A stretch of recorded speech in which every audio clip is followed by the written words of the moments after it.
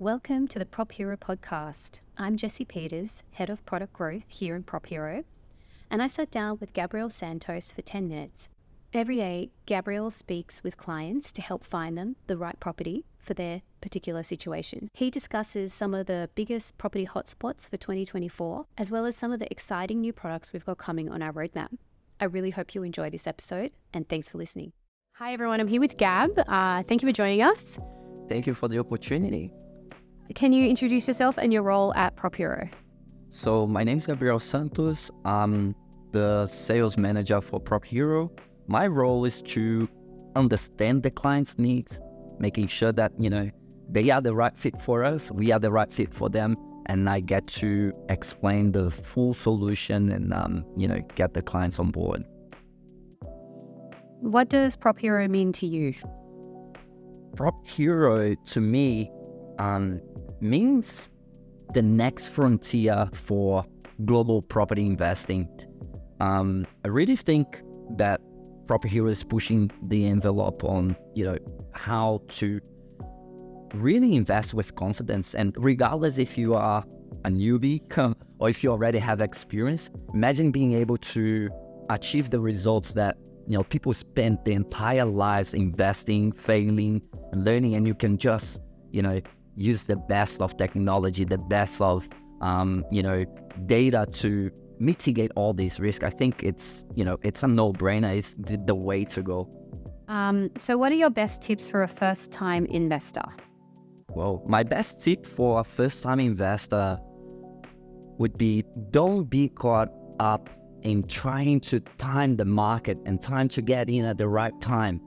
Because the real important thing is the time that you spend in the market.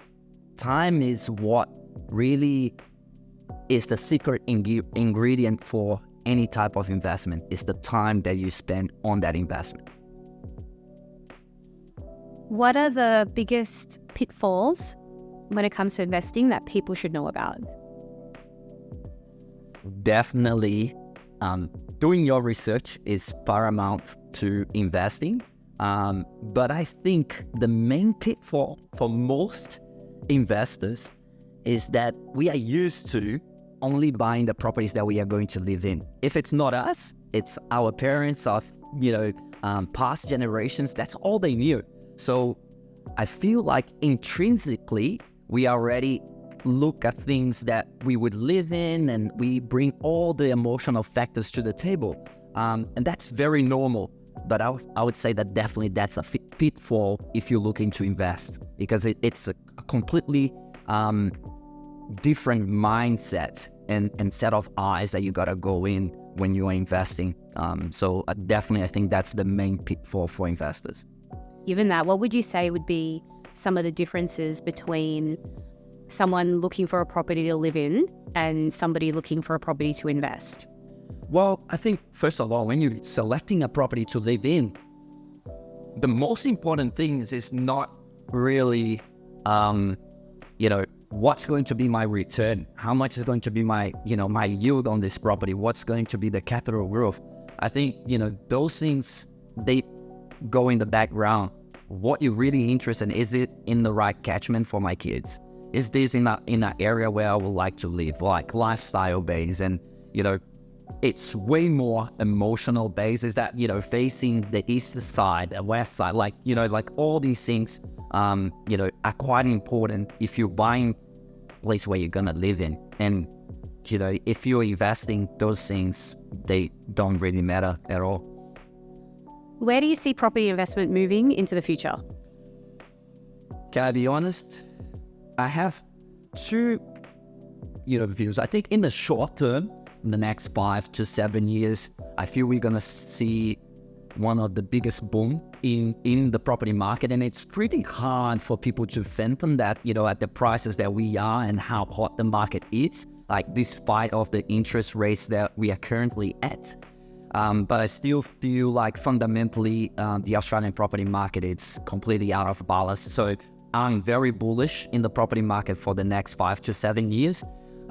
Beyond that, that's where I have a lot of mixed feelings. I believe we are in a time in society, humanity, where there are so many huge changes happening in terms of technology, robotics, and all these things that right now it's very hard to understand how the concept of ownership is going to be affected, right? And I feel like if we are not aware that this can have massive impacts going forward beyond, 5 to 7 years, I think it's maybe naive to think that things will stay the same way as they are.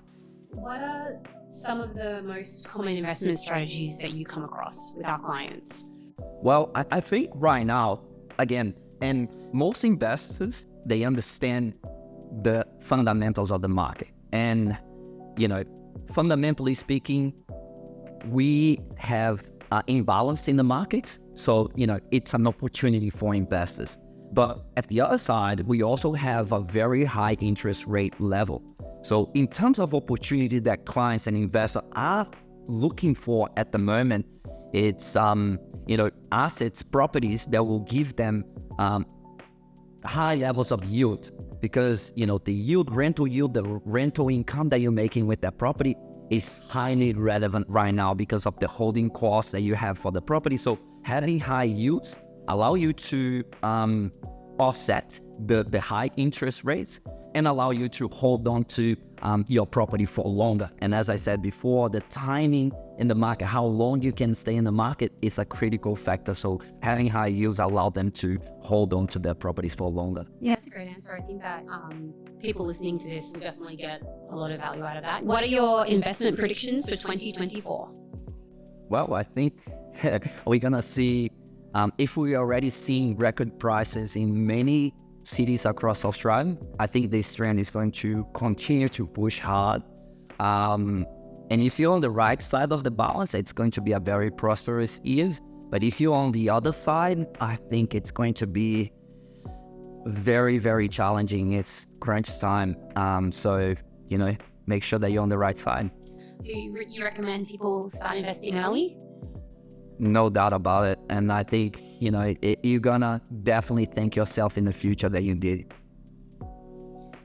What are some of the hottest untapped locations for investors? Well, I think right now, there are so many areas, that we are tracking the entire market. And there are so many different areas that have, a lot of potential. But personally, I'm risk averse. So I like the places that are already consolidated, places that, I have the guarantee. In some sense, right? Like there's no guarantee in the game of investing, but, so that's why, going to the point is I like the Brisbane market. And most people say, but Brisbane already grew so much in the past few years. Yes, but compared to all the other markets, Sydney, Melbourne, we are still in a infancy stage. I very bullish on Brisbane. I think all the fundamentals, point out to one of the strongest market in the country in terms of long-term growth. So I feel like Brisbane market, there are still a lot of opportunities to be had. There's still a lot of suburbs that are very affordable, and that's where I'm putting my money. Is there anything that's coming on the PropHero roadmap that you're really excited about in 2024? Well, I'm super excited about the Bali opportunity. I think, and on my side, sound like a broken record to my friends and people around me. Look, I'm a surfer. So, Bali being, in the best surfing spot in the world, it's already something that really attracts me. But looking at the level of returns that you can, get in a property in Bali compared to maybe, the rental yields that we can get here in Australia, I think it's a great opportunity, especially for people that are already tapped out in the Australian market in terms of borrowing capacity. And if you have a little bit of extra cash, because a lot of people that are tapped out, they are asset rich, but cash poor, or they might have the cash, but they don't have the borrowing capacity. And if you have the cash, I would definitely be looking to the Bali opportunity. I think it definitely takes all the boxes for me personally, and I'm super excited about bringing this product to the Australian market. What's the best way for people to reach out if they want to talk to you about Bali? Definitely jump in the sites, click on the link, schedule a meeting with me, and we can go from there. Okay, thank you very much for joining us today. Thank you.